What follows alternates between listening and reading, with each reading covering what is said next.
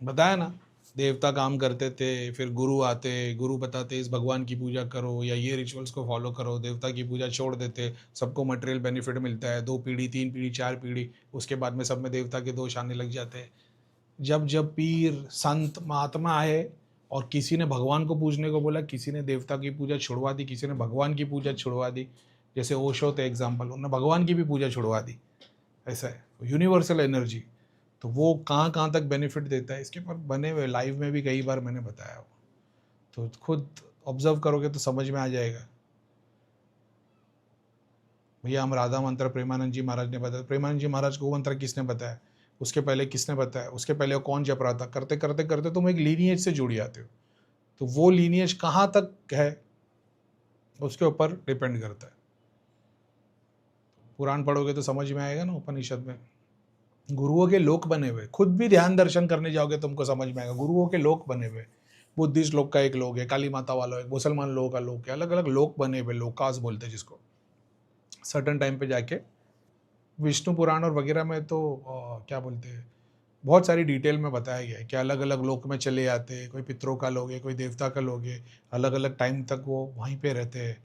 ये सब में मोक्ष वगैरह नहीं है।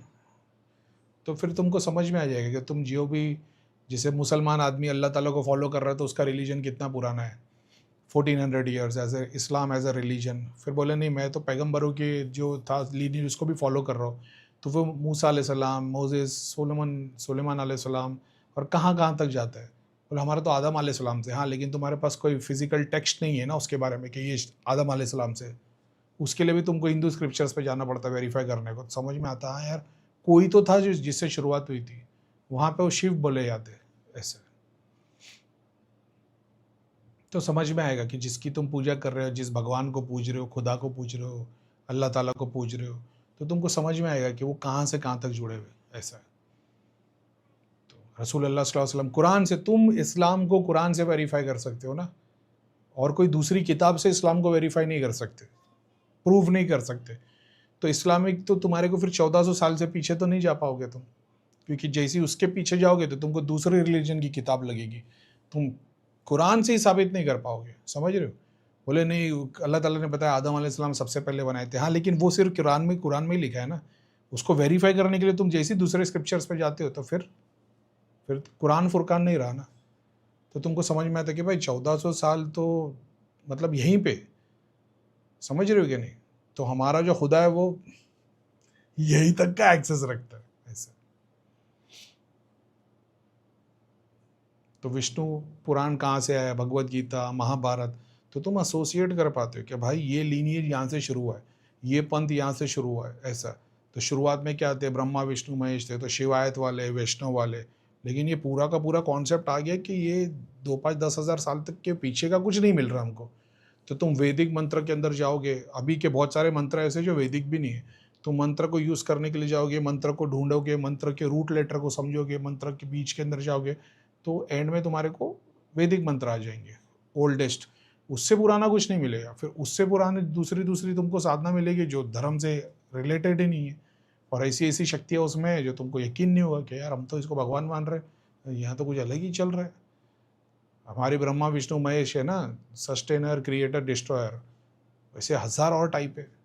तो तुम और डाउट होगा कि भाई हमारा भगवान है कौन। तो वो सुपर कॉन्शियसनेस एक ऐसी एनर्जी है जो करते रहती है, एवोल्यूशन का प्रोसेस होता रहता है, वो किसी के लिए रुकती नहीं है, चलती चली जाती है, डिस्ट्रक्टिव है, क्रिएटिव है, किसी से बाउंडेड नहीं है टाइम के थ्रू। तो ये सब चीज़ों के फिर परे निकलोगे तो समझ में आएगा कि भाई हम जिससे जुड़े हुए हैं, तो वो गुरु एक गुरु मंत्र लेकर या कहीं पे एक जंगल के अंदर साधना कर रहा था, तो वो जंगल के अंदर वो पता नहीं मंत्र का जाप कर रहा था और उसके सामने देवता आ गए, जैसा रसूल अल्लाह सल्लल्लाहु अलैहि वसल्लम के सामने जिब्राइल अलैहिस्सलाम आ गए और उन्होंने उनको वो सारा ज्ञान दिया और फिर सारी मदद की। तो सेम चीज़ दूसरे धर्म में ऐसा है कि कहीं पे किसी को भगवान विष्णु के दर्शन हुए, कहीं पे किसी को हनुमान जी के हो गए, कहीं पे किसी को राम जी के दर्शन हो गए, और फिर उसने वहीं पे मंदिर बना दिया, फिर उसी के पंथ बन गए, फिर वो पंथ 5 जन में डिवाइड हो गए। अब कोई एक पूछ रहा है, कोई काले कपड़े पहन रहा है, कोई ऑरेंज पहन रहा है, कोई लाल पहन रहा है। तो तुमको समझ में आएगा कि तुम्हारी लीनियज कहाँ से कहाँ तक, तुम जिसको फॉलो कर रहे हो वो कहाँ से शुरुआत हुई उसकी। तब तुमको समझ में आएगा कि तुम सोर्स डेटी को पूछ रहे हो, केश देवता को पूछ रहे हो, भगवान को पूछ रहे हो कि सुप्रीम गॉड है या सुप्रीम सुप्रीम गॉड है या इन्फिनिट सुप्रीम गॉड है। ऐसे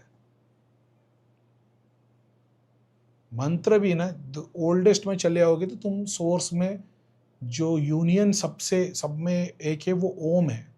तो ओम के पहले क्या था, एग्जाम्पल के तौर पे यूनिवर्स का साउंड है, अभी लोग बोलेंगे ठीक है मैं कुछ बोलता नहीं उसके लिए, लेकिन वो अपने तो एक्सपीरियंस भी किया ओम क्या है।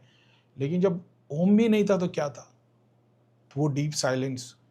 तो शायद मोक्ष वही है। तो तुम वो डीप साइलेंस को भी अचीव करते, तुम देखते हो डीप साइलेंस के तो बहुत सारे स्टेट्स है और ये भी लिमिटेड थे।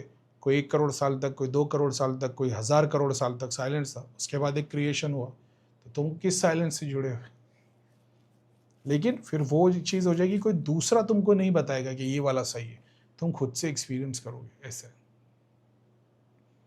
फिर समझ में आएगा कि भगवान ने तुमको क्यों भेजा, भक्ति करने को, कर्म करने को, ध्यान करने को, जाप करने को, कि देवता बना के भेजे। वो भी वही कर रहे हैं एक्चुअल में, सब अपने अपने स्वरूप में, अपने अपनी जगह पे जहाँ जहाँ पे है उसके हिसाब से कर्म कर रहे हैं। तो शेर अपना कर्म कर रहा है हरण को खा के, हरण उसका पेट भरने के टाइम आता तब वो करती है, फिर उसके पहले वो पत्ते खा रही है। सब ऊंचे ऊंचे गेम है भगवान के।